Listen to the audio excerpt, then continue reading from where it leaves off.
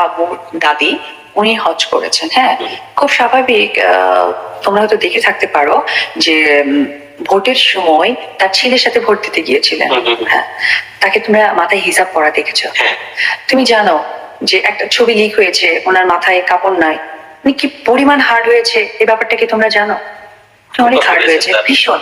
উনি খালি মানে বলতে বলতে খুব মানে ভারাক্রান্তই বললেন যে কোন দুনিয়া এসে পড়লাম অপু, যে আমি হজ করেছি, আমি একটা বয়স্ক মানুষ, আমার মাথায় কোনো কাপড় নেই, কিন্তু পিকচারটা দেওয়া নিয়ে অস্থিরতা, কারণ আর কারোর সাথে তো তুলতে পারিনি, বিধায় আমারটাকে ইউজ করতে হয়েছে। তো অবশেষে বুবলিকে নিয়ে আরও একটা গোপন কথা কিন্তু অপু বিশ্বাস ফাঁস করে দিয়েছে।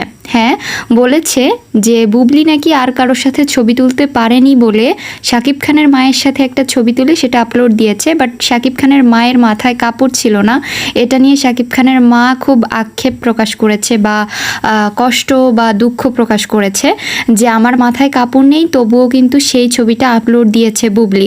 এটা আসলে বুবলির ঠিক হয়নি, এটা কিন্তু শাকিব খানের মা জানিয়েছে, যেটা অপু বিশ্বাস বলল অপু বিশ্বাসের সাক্ষাৎকারে। দর্শক, আপনার কাছে কি মনে হয়েছে অবশ্যই কমেন্ট করে জানাবেন।